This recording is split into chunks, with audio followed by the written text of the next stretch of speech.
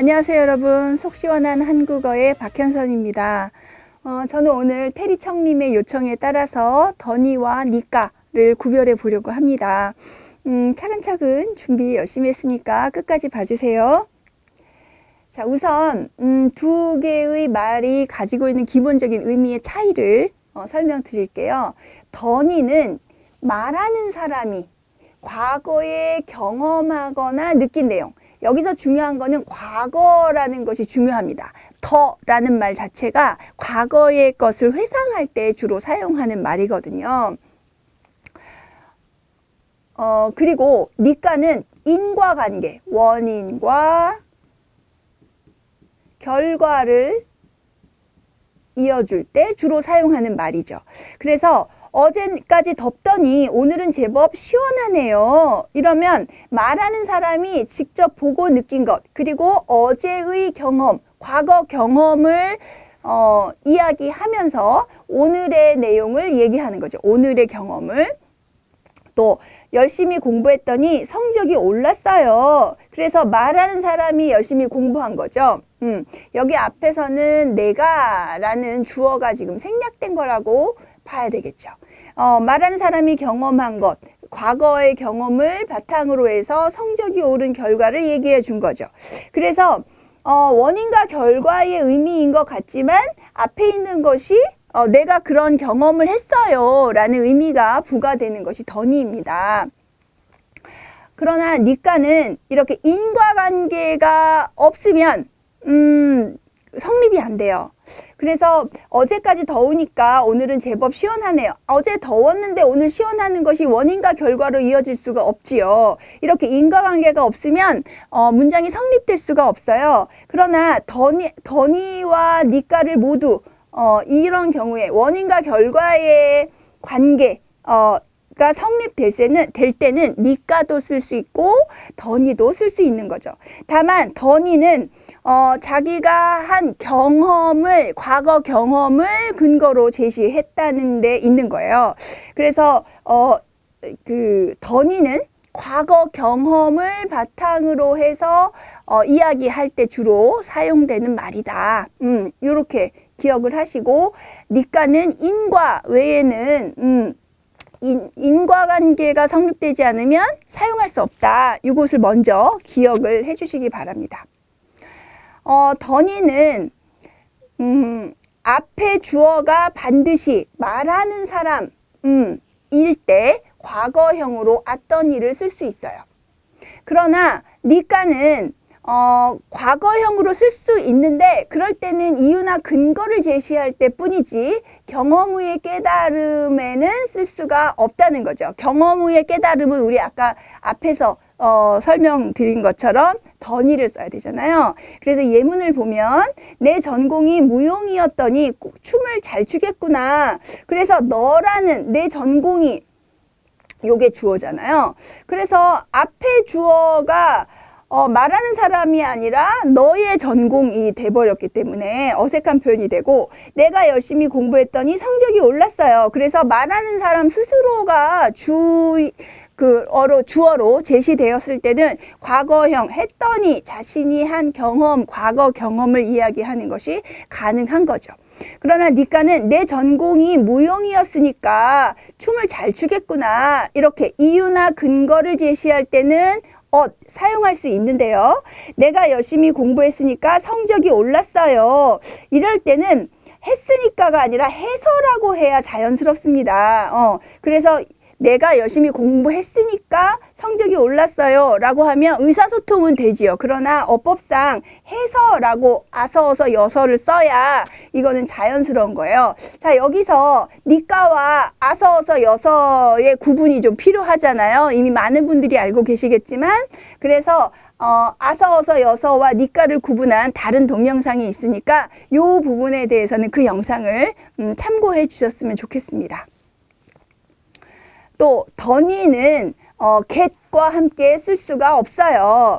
왜냐하면 내가 경험한 과거의 사실을 이야기하는 건데 get은 미래의 사태를 표현하거나 아니면 의지를 표현할 때 쓰는 말이기 때문인 거죠.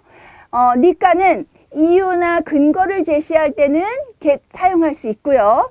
경험 후의 깨달음을 얘기할 때는 사용할 수 없어요. 경험 후의 깨달음은 더니 거니까. 그죠? 자, 예문을 볼게요. 오늘은 쉬어야 하겠더니 내일 갑시다. 이상하죠?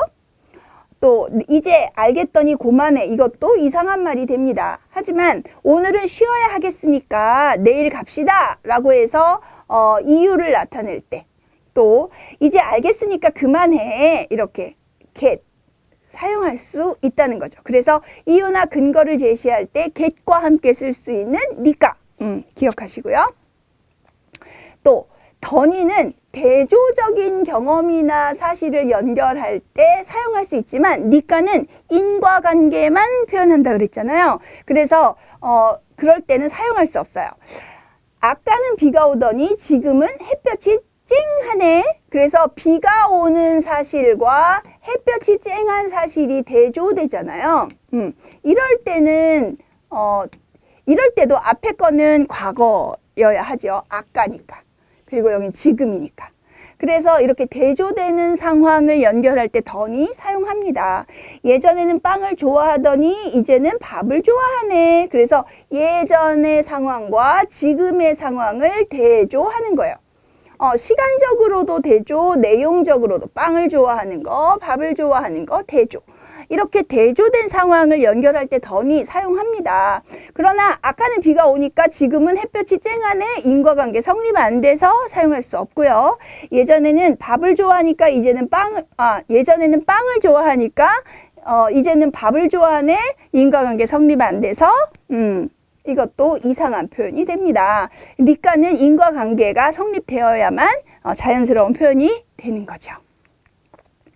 또 더니는 경험과 관련된 다른 상황, 다른 사실을 연결할 때, 이때는 조사, 보조사, 도까지 이런 것들을 사용하는 거죠. 그래서 뭔가를 덧붙여서 얘기할 때, 그래서 그 옷 디자인이 좋더니 입기도 편하다. 디자인이 좋다라는 사실에 입기도 편하다라는 것을 덧붙이는 거죠. 이럴 때 도라는 보조사 사용하게 되는 겁니다. 또 어제는 지각을 하더니 이제 결석까지 하는구나. 그래서 어제와 지금 지각을 하는 것, 결석하는 것.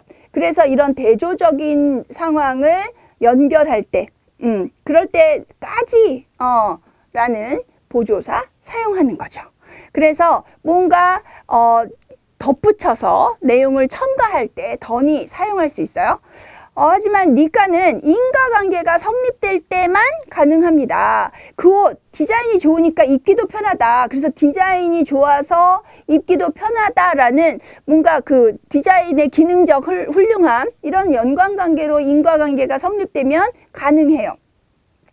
하지만 어제는 지각을 하니까 이제 결석까지 하는구나. 지각한 것이 결석의 원인이라고 할 수는 없죠. 그래서 인과관계 성립 안 되면 이거는 쓸 수 없다. 니까는 인과관계 대단히 중요하다. 기억하시는 게 좋겠죠. 자, 이제 두 개의 표현을 어떻게 사용하면 좋을지 한번 답을 찾아보시겠어요? 여러분들이 먼저 찾고 그 다음에 저하고 함께 답을 맞춰보도록 하겠습니다. 자, 이제 제가 답을 한번 풀어볼까요? 이 책은 봤더니 다른 책을 살게요. 이 책은 봤으니까 다른 책을 살게요. 자, 봤다라는 이야기와 다른 책을 사겠다. 그래, 이 책은 봤다, 다른 책을 산다 라는 것은 이것이 원인, 이것이 결과의 인과관계를 나타내니까 니까가 자연스럽죠. 또 어제는 친구 만나러 나가더니 오늘은 집에만 있구나. 어제는 친구 만나러 나가니까 오늘은 집에만 있구나. 자, 어제 친구 만나러 나간 것과 오늘 집에 있는 것의 인과관계가 성립 안 됩니다. 그래서 어제 과거의 경험과 오늘의 것을 대조하는 경우니까 이때는 나가더니가 맞는 말이죠. 또 이야기를 해보더니 우린 공통점이 많더라고. 이야기를 해보니까 우린 공통점이 많더라고. 그래서 이야기를 해본 상황이 원인이 돼서 이런 깨달음, 그래서 인과의 관계도 성립되고 깨달음의 의미도 지니는 것. 이럴 때 니까 사용합니다. 이야기를 해보니까 우리 공통점이 많더라고. 이렇게 얘기하는 거죠. 자, 정리를 해본다면 던이는 실제 경험한 과거 내용을 앞에 제시할 때 주로 사용돼요. 니까는 인과관계가 중요합니다. 그리고 던이는 앗더니 쓸 수 있을 때도 있고 없을 때도 있지만 겟더니는 완전히 못 쓰고요. 니까는 이유나 근거를 제시할 때 앗겟 모두 사용할 수 있지만 경험 후의 깨달음은 던이한테 뺏겨요. 이때 사용할 수 없습니다. 그 다음에 대조적인 경험 사실을 연결할 때, 대조를 할 때 던이 사용하지만 니까는 인과일 때만 쓴다. 또 던이는 경험과 관련된 다른 사실을 덧붙여서 포함하거나 첨가해서 덧붙일 때 사용하지만 니까는 인과관계가 성립될 때만 가능하다. 이렇게 정리를 해볼 수가 있습니다. 더라는 것이 과거 회상과 관련된 말이라는 것을 기억하시면 조금 구별하기에 쉬울 것 같아요.